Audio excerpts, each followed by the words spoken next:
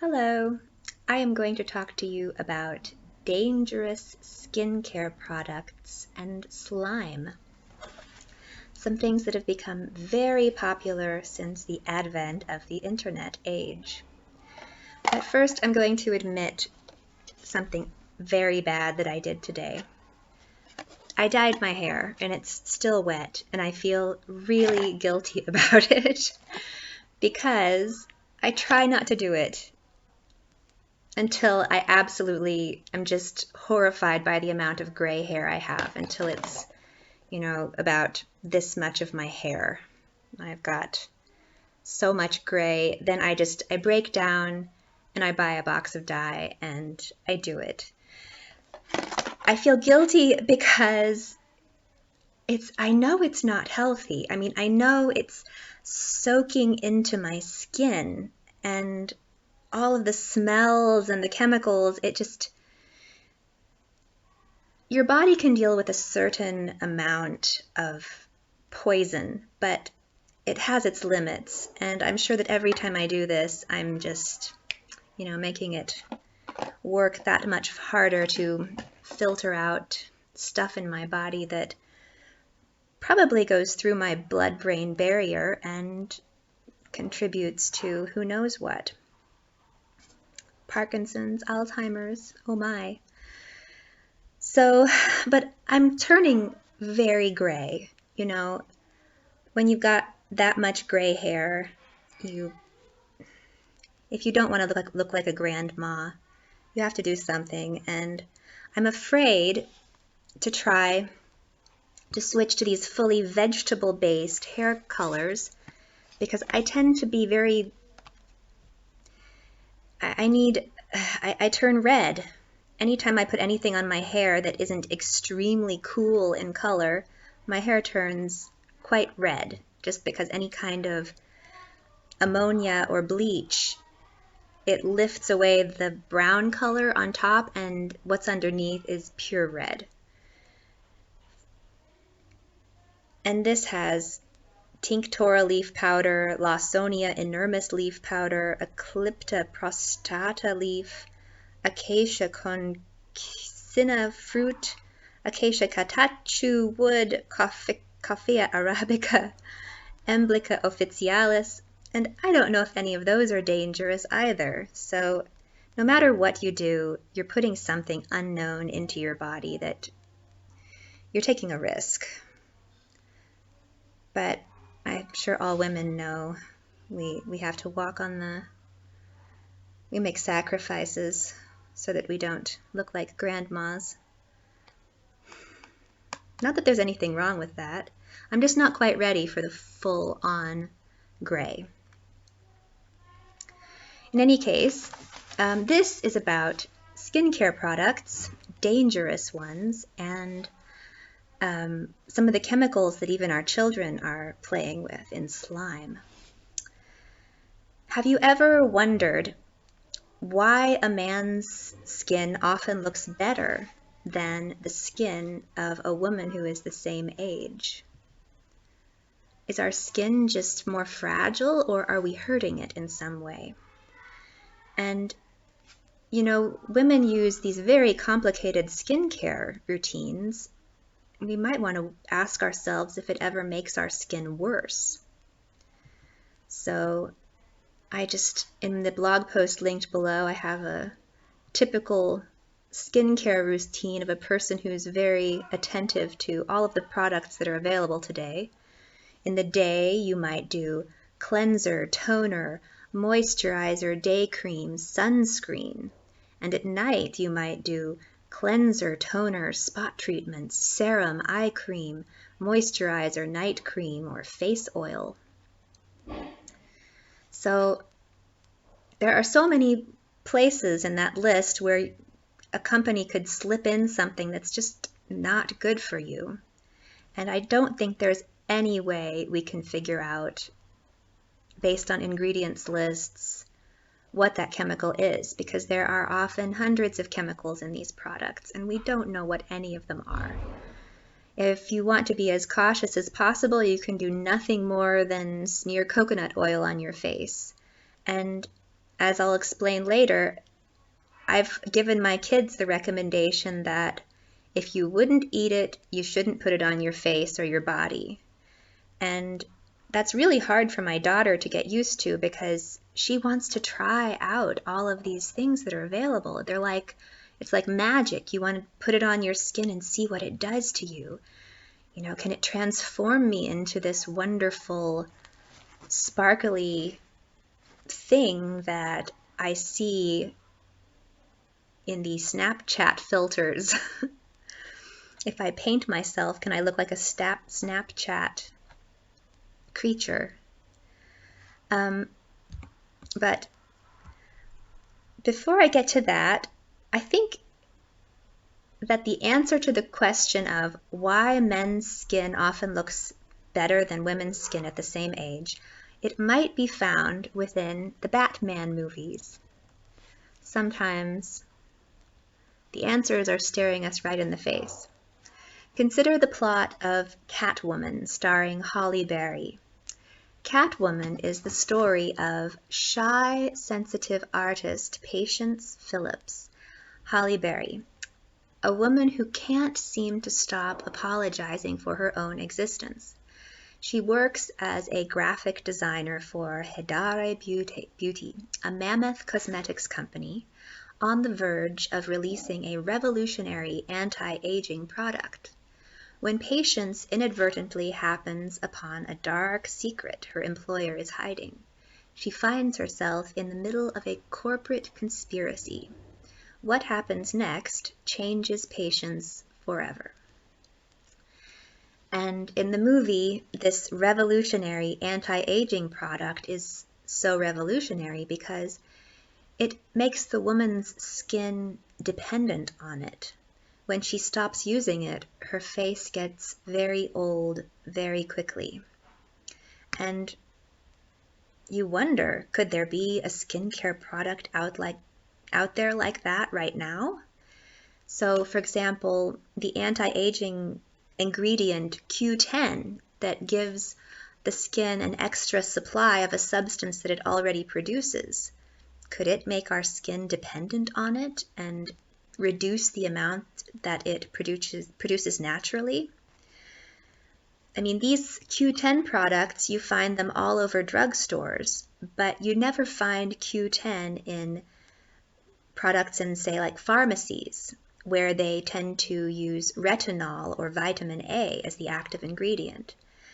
So what I know from personal experience is that I've seen family members get good, long-lasting results from using retinol or vitamin A because it causes the skin to turn over more frequently, to renew itself and get stronger. But could there be skin products that make our skin weaker? For example, all of these, you see lots of products that damage the skin with lasers and acids.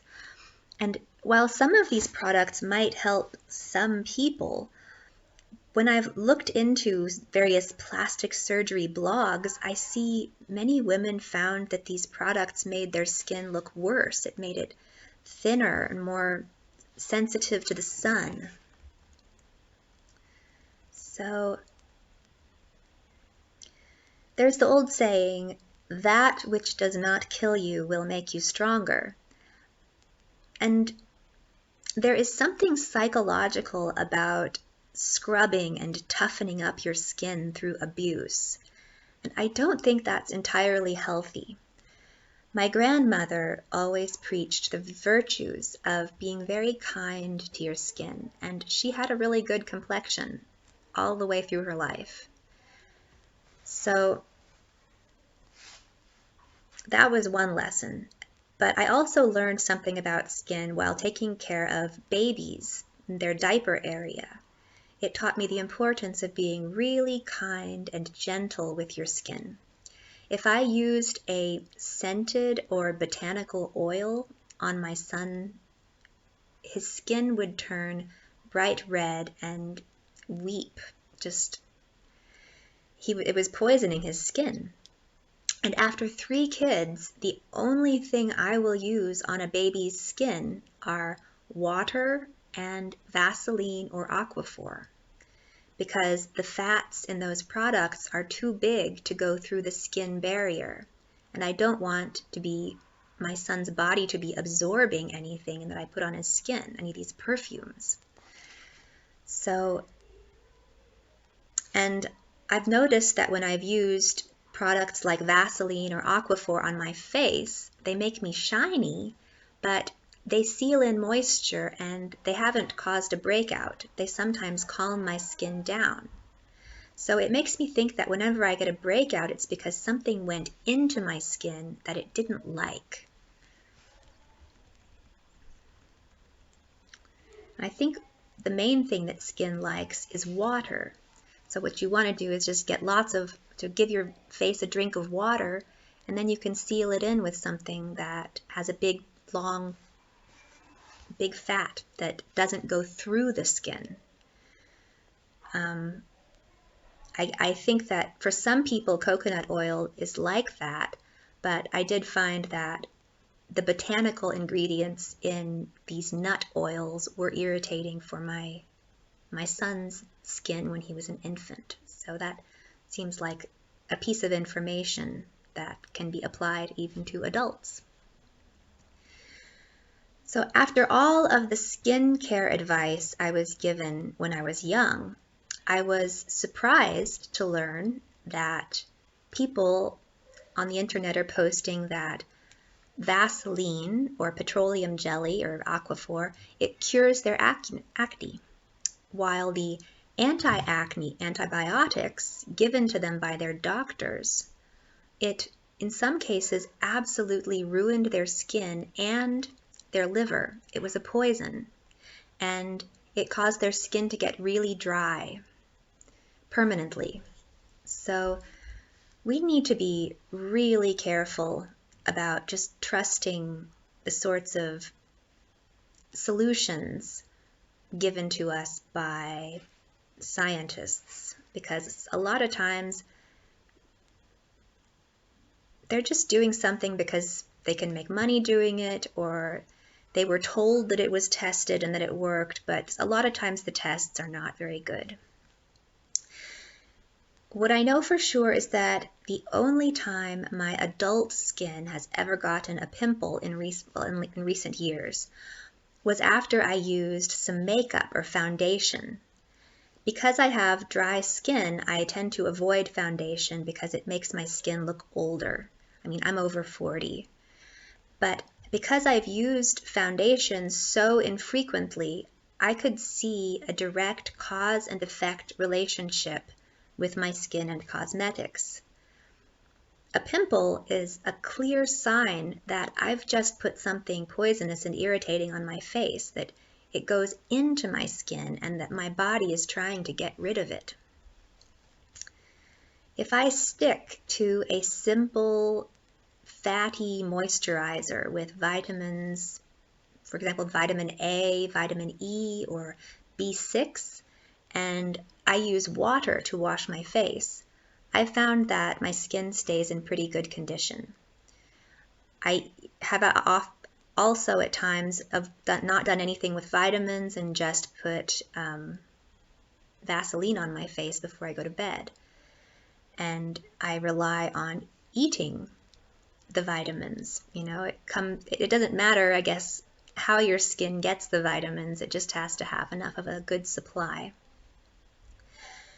I've read that some people try to cultivate a healthy skin microbiome, or all the bacteria and fungi on their skin, by smearing things like kombucha culture or fermented rice water on their faces. And I might try that at some point, because it does make sense to me that the balance of yeast and bacteria could be disrupted by the use of soap.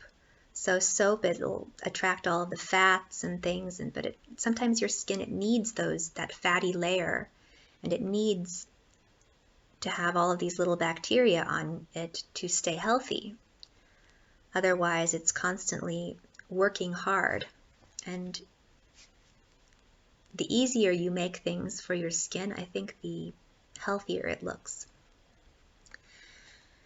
So some of this is speculative, but what I know for sure is that there is ample evidence that our cosmetics aisles are filled with poisons. And I know that we have institutes that are supposed to protect us from those things, like the FDA, but I've also learned that a lot of chemicals that have been banned in other countries, or in other continents, like Europe, they are still allowed in the US. There was this debacle with triclosan, for example, in toothpaste and hand sanitizer and all sorts of products where they found that it's very toxic. It goes through your skin, it goes through your blood-brain barrier, and wreaks untold havoc on our minds. So my dad, he went to medical school back in the 1960s, and he said, when I told him about this triclosan thing I heard about, he said that he remembered, he had this really weird memory, he remembered there was an article back in the 1960s about testing triclosan on baby monkeys. They smeared it all over their bodies to make sure it was safe for humans. And the baby monkeys ended up retarded, just mentally disabled. And instead of concluding that the triclosan went through their skin and to their brains, they concluded that the baby monkeys must have put their hands in their mouths and eaten it, and that as long as you didn't put triclosan in food, it was safe. And yet they continued putting triclosan in toothpaste and in products that went on kids' hands, like Dial soap and such. It's really a bad story. But it's not like these sorts of threats are suddenly gone, like that's something that happened in the past. That happened just in the last few years. And what you see right now are people who are trying to avoid these corporate chemicals, but they turn to other chemicals like borax, which is also banned from cosmetics products in Europe. So they're even on YouTube, there are all kinds of videos encouraging kids to make slimes with borax. It's a substance that contains toxic amounts of boron. Now, boron is something that the body needs to function, but like fluoride, when you absorb too much of it by making your own green detergent or by making slime for your kids to play with, you can be poisoned, and 5 grams is enough to kill a child. It is especially bad for little boys because it causes their testicles to shrink. So giving kids this boron slime to play with and then later they eat food, it's really bad. Conventional wisdom tells people that these chemicals are not absorbed through our skin, but we're learning that this is all not true. It goes through our skin and it goes through our blood-brain barrier. So borax is like I said before, borax is a common ingredient in all sorts of body care products in the US, but it has been outlawed in the EU. And there are lots of chemicals that have been tested by the FDA on laboratory animals like rats. And what they're finding is that the dosages where they determine this is toxic and this is not toxic, that these studies with rats cannot be applied to humans because these rats had very strange genetic profiles. They were bred to have to have really long telomeres, the things on the ends of our DNA that protect us from poison. So they had an extra strong ability to deal with poison. And they were used to test poisons in order to determine how much is safe for humans. And that means that a lot of things that were tested and proven to be safe and were put in all of our products, that they're not really safe. So we have to be extra careful to protect ourselves, and probably just using the simplest possible products you can find. You know, people talk about apple cider vinegar for everything, and cleaning your floor with vinegar instead of cleaning it with some unknown chemical combination.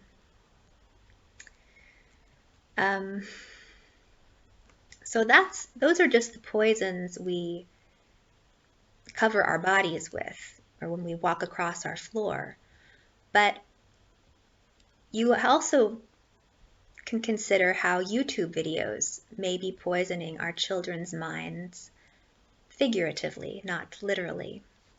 So there are dangerous instructional videos. There are cartoons that have zero verbal content. So a child will start watching it and they'll just see sort of non-speaking characters who go,